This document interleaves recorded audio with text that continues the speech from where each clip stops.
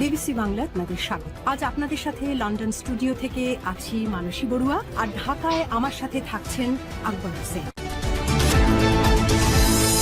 বাংলাদেশের সর্বশেষ গুরুত্বপূর্ণ আপডেট সংবাদে আপনাকে স্বাগত। শুরুতেই সংবাদ শিরোনাম, পরে বিস্তারিত।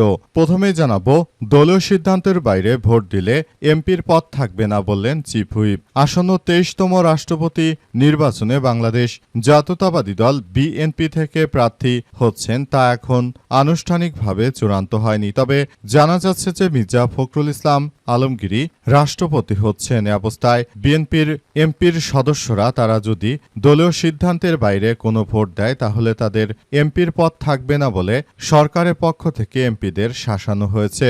আর রাষ্ট্রপতি নির্বাচনে জামাতের বহিষ্কৃত গাজী নজরুল ইসলাম ভোট দিতে পারবেন, জানিয়েছে শিশির মনির চৌধুরী। এরপর জানাবো, নরসিংদীতে গুলিবিদ্ধ বিএনপির ছাত্রদল নেতার চিকিৎসাধীন অবস্থায় মৃত্যু।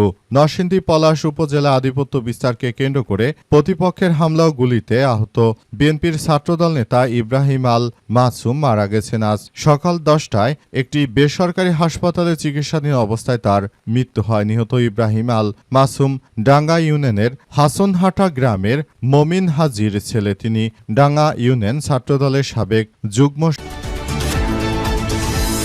সম্পাদক ছিলেন। এদিকে টেকনাফে 4 অস্ত্র এবং 79 রাউন্ড গুলিসহ শীর্ষ সন্ত্রাসী নাহিদ গ্রেপ্তার। কক্সবাজারের টেকনাফে পুলিশের বিশেষ অভিযানে একাধিক হত্যা, অপহরণ ও ধর্ষণ, হত্যা, মাদক মামলার আসামি এবং একাধিক গ্রেপ্তারি পরোয়ানাভুক্ত পলাতক আব্দুল খালেক ওরফে নাহিদকে গ্রেপ্তার করা হয়েছে। সময় তার কাছ থেকে 4টি আগ্নেয়াস্ত্র, 79 রাউন্ড গুলি এবং একটি রেজিস্ট্রেশনবিহীন সিএনজি অটোরিকশা উদ্ধার করা হয়। এবারে জানাবো, এসএসসিতে অকৃতকার্যদের উদ্দেশ্যে শিক্ষামন্ত্রীর বার্তা, ফলাফল তোমাদের আসল পরিচয় নয়। এবার এসএসসি ও সমমানা পরীক্ষায় অকৃতকার্য শিক্ষার্থীদের হতাশ না হওয়ার আহ্বান জানিয়েছেন শিক্ষা ও প্রাথমিক গণশিক্ষা মন্ত্রী ডক্টর আনম এহসানুল হক মিলন। তিনি বলেছেন, পরীক্ষার ফল কোনো শিক্ষার্থীদের পরিচয় নয়, এটি নির্দিষ্ট একটি ঘটনা, নির্দিষ্ট কয়েক ঘন্টার পরীক্ষার খাতায় লেখার একটা হিসাব মাত্র। তোমরা আরো ভালো কিছু করবে সেই প্রত্যাশা করি আমরা।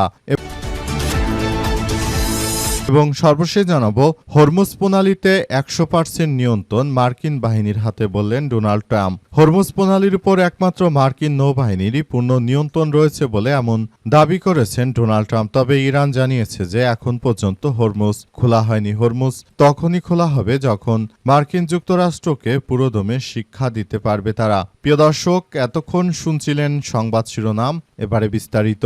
তবে তার আগে বন্ধুরা অনুরোধ থাকবে, এই সংবাদটিতে একটি লাইক দিন।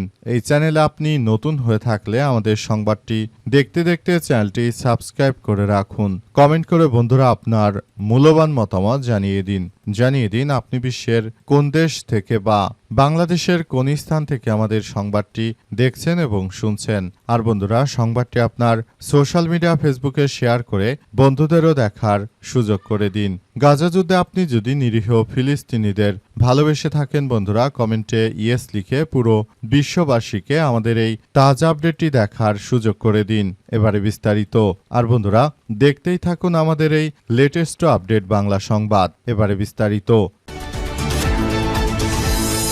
দলীয় সিদ্ধান্তের বাইরে ভোট দিলে এমপির পদ থাকবে না বললেন চিফ হুইপ। আসন্ন 23তম রাষ্ট্রপতির নির্বাচনে বাংলাদেশ জাতীয়তাবাদী দল বিএনপি থেকে প্রার্থী হচ্ছেন তা এখন পর্যন্ত আনুষ্ঠানিকভাবে কে হচ্ছে তা জানা যায়নি। তবে বিএনপি নেতারা জানিয়েছেন যে তাদের দলীয় সিদ্ধান্তের বাইরে যদি কোনো ভোট দেওয়া হয় সেক্ষেত্রে তার এমপির পদ থাকবে না বলে উল্লেখ করা হয়েছে। উল্লেখ্য, এই ঘটনার মধ্য দিয়ে নতুন করে আবারও এক ধরনের কার্যক্রম শুরু হচ্ছে, অর্থাৎ সবাইকে জানান দেওয়া হচ্ছে যে বিএনপির নেতাকর্মী যারা রয়েছে তারা মূলত কোনোভাবেই অন্য কেউ যদি রাষ্ট্রপতি নির্বাচনে দাঁড়ায় তাহলে তাকে যেন ভোট দিতে না পারে সেই ব্যবস্থাই তারা গ্রহণ করতে শুরু করেছে। বিএনপি মনে করে তাদের দলীয় সিদ্ধান্তের বাইরে গিয়ে যদি কোনো কেউ ভোট দেয় তাহলে সেক্ষেত্রে সে বিএনপি করার কোনো যোগ্যতায় থাকবে না। সুতরাং এ অবস্থায় বিএনপি যে ধরনের কার্যক্রম শুরু করেছে তাতে মনে হচ্ছে যে আর বিএনপির যে কোনো এমপি তারা কর্নেল অলিকে আর ভোট দেওয়ার মতো কোনো পরিস্থিতিতে নেই। সুতরাং যদি কর্নেল অলিকে বিএনপির পক্ষ থেকে ভোট দেওয়া না হয় তাহলে বিএনপি যেহেতু 2/3 মেজরিটি পেয়ে জাতীয় সংসদে গিয়েছে, সুতরাং এ অবস্থায় বিএনপির পক্ষ থেকে যে দাঁড়াবে তাকে হারানো সম্ভব নয়। সুতরাং বিষয়গুলো সবার জন্য খুবই গুরুত্বপূর্ণ একটি বিষয় হিসেবে আবির্ভূত হবে। তাই অবস্থায় কি হতে চলেছে, মনে হচ্ছে নির্বাচনে বিএনপির পক্ষ থেকে যাকে নমিনেশন দেয়া হবে সেই হয়তোবা বিজয় হবে বলে ধারণা করা হচ্ছে। নরসিংদীতে গুলিবিদ্ধ বিএনপির ছাত্রদল নেতার চিকিৎসাধীন অবস্থায় মৃত্যু হয়েছে।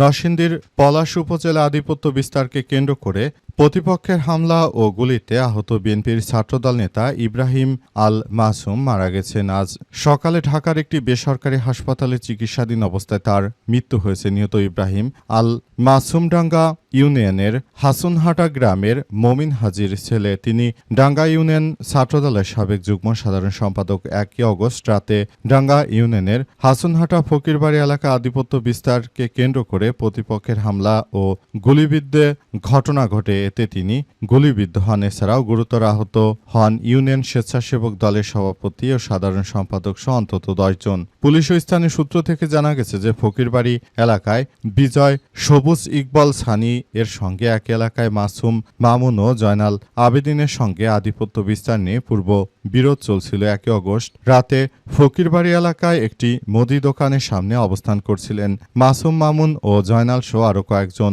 এর সময় পূর্ব শত্রুতার জেরে বিজয় সবুজ ইকবাল ও সানি দলবল নিয়ে আগ্নেয়াস্ত্র নিয়ে তাদের উপর হামলা করে এতে পেটে গুলিবিদ্ধ হন। আহত হন ছাত্রদল নেতা মাসুম। এ সময় বাধা দিতে গেলে প্রতিপক্ষের এলোপাতারি কোপে গুরুতর আহত হন ইউনিয়ন স্বেচ্ছাসেবক দলের সভাপতি মামুন আহমেদ, সাধারণ সম্পাদক জয়নাল আবেদিন সহ আরও 10 থেকে 12 জন।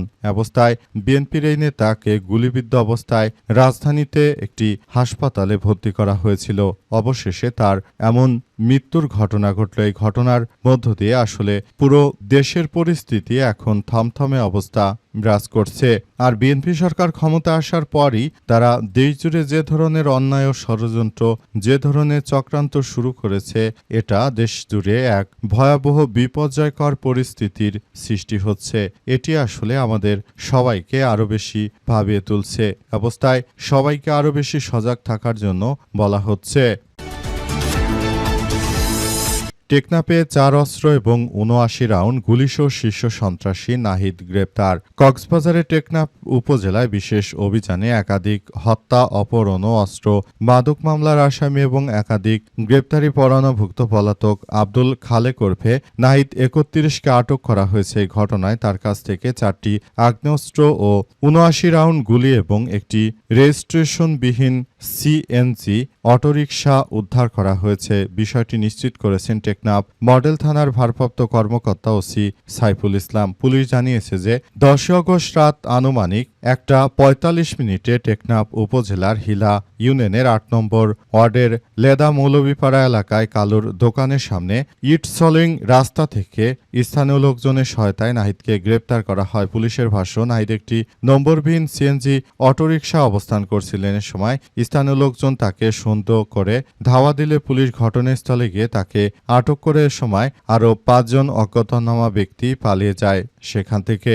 আটকের পর নাহিদকে হেফাজতে নেওয়া হয়েছে এবং একটি ম্যাগজিন সহ পিস্তল, ম্যাগজিনে থাকা 2টি 2 রাউন্ড গুলি, 3টি দেশীয় তৈরি 1 শুটার গান, 69 রাউন্ড রাইফেলের গুলি, 10 রাউন্ড পিস্তলের গুলি, একটি সাদা রঙের অ্যাংলেট এবং একটি রেজিস্ট্রেশনবিহীন সিএনজি অটোরিকশা জব্দ করা হয়েছে।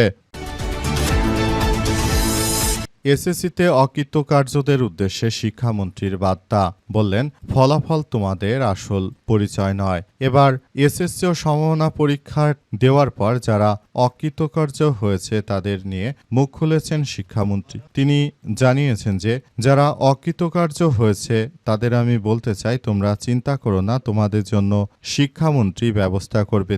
তিনি আরও জানিয়েছেন যে আমি বিষয়গুলো খুবই গুরুত্ব সহকারে দেখছি। আমি মনে করি যে এই ফলাফল তোমাদের আসলে এই জীবনের জন্য নয়। তোমরা যে ফলাফল করেছো ওই ফলাফল তোমাদের পরিচয় বহন করবে না। আরো ভালো কিছু করো, সামনের বছর আরো ভালোভাবে শিক্ষা সবকিছু করো, এই প্রত্যাশা থাকবে আমাদের বলে এমন কথা উল্লেখ করা হয়েছে।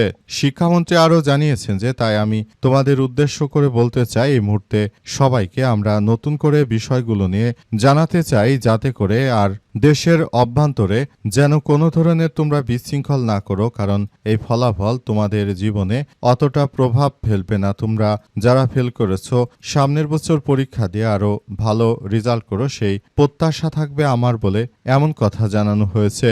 তিনি আরও জানান তাই বিষয়গুলো নিয়ে খুবই গুরুত্ব দিয়েছেন শিক্ষামন্ত্রী। তিনি মনে করেন এই মুহূর্তে আমাদের সবাইকে নিয়ে আমরা একটি সুন্দর ও সমৃদ্ধির একটি রাষ্ট্র কাঠামো গড়ে তুলতে চাই, যেখানে কোনো হানাহানি করবে না তোমরা, কোনো মারামারি করবে না, এমন একটি রাষ্ট্র আমরা গঠন করতে চাই। কিন্তু আমরা দেখতে পাচ্ছি বিভিন্ন জায়গায় শিক্ষার্থীরা তারা নানাভাবে ষড়যন্ত্রের শিকার হচ্ছে। তাদেরকে আমরা বলবো আগামী বছর ভালো করে পরীক্ষা দাও এবং আগামী বছর তোমরা আরো নতুন করে সবকিছু করো, সেই প্রত্যাশা থাকবে। আমরা তোমাদের জন্য দোয়া করি যেন সামনের বছর তোমরা আরো ভালো করে পরীক্ষা দিয়ে এই গ্যাপগুলো তোমরা পূরণ করতে পারো এবং তোমরা সামনের বছর আরো ভালো রেজাল্ট করবে, সেই প্রত্যাশা আমাদের। আমরা সেই প্রত্যাশার কথাই তোমাদেরকে জানাচ্ছি এবং তোমরা বিষয়গুলো খুব গুরুত্ব সহকারে দেখো, এমন কথাই আসলে বলা হয়েছে।